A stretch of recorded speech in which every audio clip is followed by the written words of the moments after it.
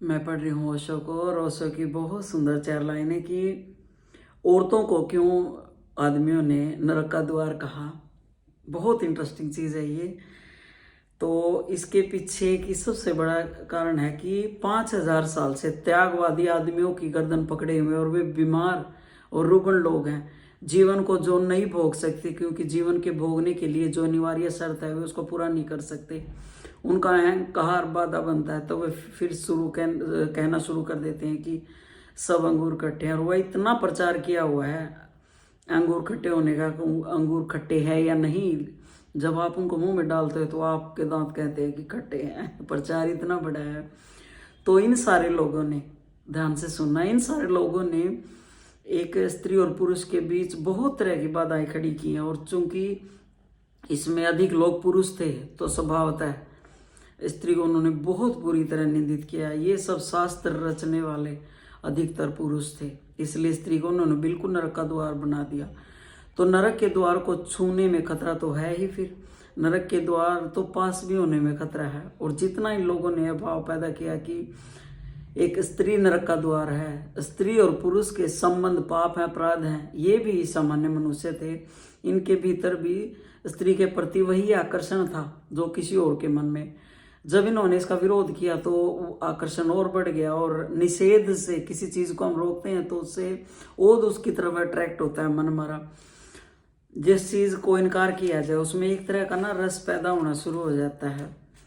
तो ये दिन रात इनकार करते रहे तो इनका रस बढ़ गया। और जब इनका रस बढ़ गया तो अगर इस तरह के लोग ध्यान करने बैठे, प्रार्थना करने बैठे, तो स्त्री तो उनको दिखाई पड़ने वाली है। वो भगवान को देखना चाहते हैं लेकिन दिखाई उनको एक स्त्री पड़ती है। तो स्वभावतः है उनको और पक्का होता चला गया कि स्त्री ही नरक का द्वार है। कहाँ हम भगवान को पाना चाहते हैं और ये स्त्री बीच में आ जाती है। सारे ऋषि मुनियों को स्त्रियां सताती हैं, इसमें स्त्रियों का कोई कसूर नहीं है। इसमें ऋषि मुनियों के मन की मनोदशा है। ये ऋषि मुनि स्त्री के खिलाफ लड़ रहे हैं।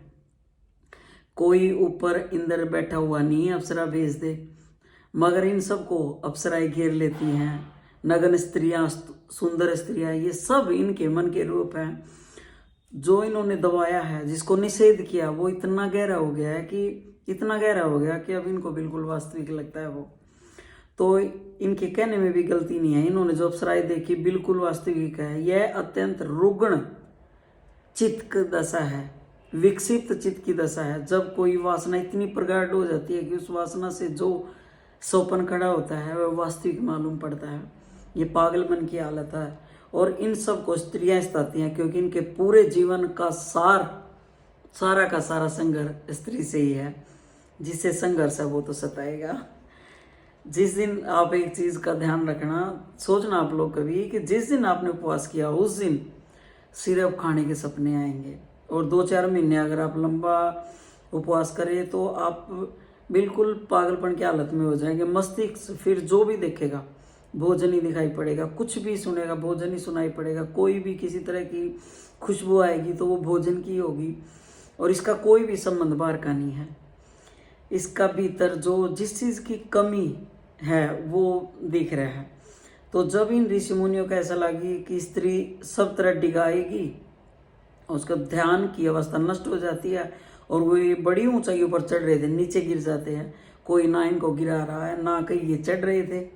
सब उनके मन का खेल था। वह जिससे लड़ रहे थे, जिससे भाग रहे थे, उसी से खींच कर नीचे गिर रहे थे वो। तो फिर स्वभाव था उन्होंने स्त्री को देखना भी नहीं, छूना भी नहीं। स्त्री बैठी हो तो किसी जगह तो उस जगह पर एकदम मत बैठ जाना, कुछ टाइम निकलने देना ताकि उस स्त्री की ध्वनि तरंगे उस स्थान से अलग हो जाएं। ये सो कॉल्ड साधु जो लोग कहते हैं कि हम ब्रह्मचारी हैं और हमने अपनी सारी इच्छाओं का दमन कर लिया, ये उनके ऊपर लाइनें हैं। तो ये बिल्कुल रुग्ण चित्त लोगों की दशा। इतने भयभीत लोग जो स्त्री से इतने भयभीत हो वे कुछ और पा सकेंगे? आप लोगों को इसकी संभावना लगती है? इस तरह के लोगों ने जो बातें लिखी हैं, मैं मानता हूं कि आज नहीं कल उनको पागलों में गिना जाएगा। तो मेरा मानना है कि जीवन में मुक्ति का एक ही उपाय है, जीवन का जितना गहरा अनुभव हो सके।